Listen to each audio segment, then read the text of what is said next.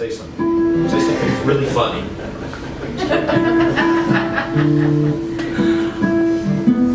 I remember when we did that song at a bar in Santa Fe.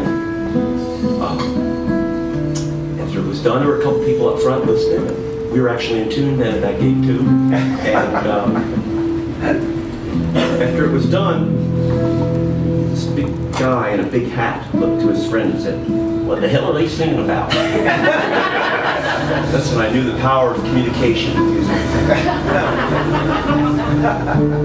I remember that. You know, it's funny because in retrospect, we all do this. I think, I'm certainly guilty of this kind of thing. We had a lot. We traveled around quite a bit, together, and I did. Prior to hooking up with Chris, and we both would travel around, and you recollect things. You tend to recollect the good things. You never get. I don't know why that is. So it's the bad thing about having somebody travel with you. It's got like an eidetic memory. It just drives you crazy because he'll remind you. We'll be talking about some really romantic thing up in Vancouver, and he'll be going like, "Yeah, I remember the time we walked 2 miles to Hope just to get rejected from the job. It was pouring rain, and our hotel room had a broken window." And I was like, "Oh my God!" That's like just blocked all that shit out. It's like amazing. He never does that though. Want some balance? We need some balance in the storytelling. Yeah, it is true. He does keep at least one of my feet on the ground. It's like, funny thing, I have a photograph on my office door that Ted James sent me on his trip on the White Pass and Yukon Railroad about 8 years ago. And in my office, I have a painting of the White Pass and Yukon Railroad that Eric did for me in 1984. And on my bulletin board, I have an old tin sign of the White Pass and Yukon Railroad. And I was looking for some photos this afternoon out in the garage. And Eric and I were out in the garage looking through some photos. And I found a placemat from the White Pass and Yukon Railroad that had been folded up into fours with the word "tips" on it. From, I think, a club car or someplace along the way. Yeah, so we used to ride up the inside passage. At that time, you could rent the deck chair on the back of the ferries that would ply the inside passage from Seattle all the way to the end of the line up in Skagway. You could buy a ticket to the end for about $90 or something like that, and then of course in between you could get off at places like Ketchikan and Sitka and Juneau and stay as long as you want, as long as you were going that direction, and it was cheap. And even though we went up in the winter like idiots, we would.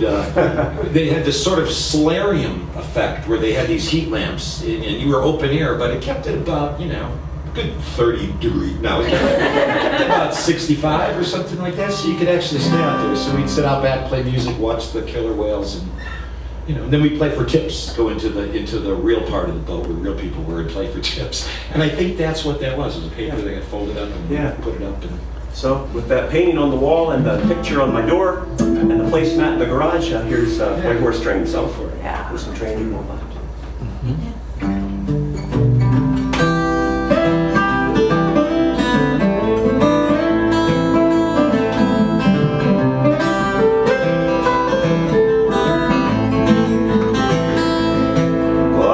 By a train yard, graveyard, tired engines and rusty wheels, where hobos huddled and cursed the cold, where hungry young men dreamt of Klondike gold, where outlaws brewed coffee in an endless rain, biding their time for the White Horse Train.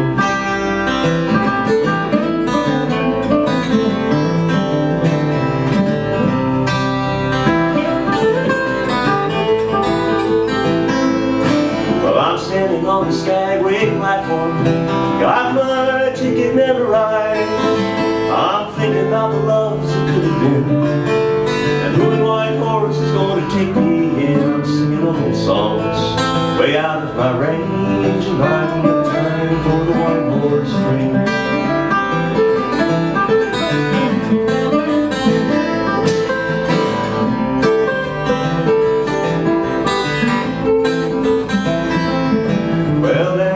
Chicago on the 96th floor, there's a secretary and she sits and burns for the north. Stares at a postcard her friend sent back. Mountains wide with winter by the railroad track. She's got to fly, she's about to go insane, biding her time for the White Horse Train. Well, the tracks are laid down back in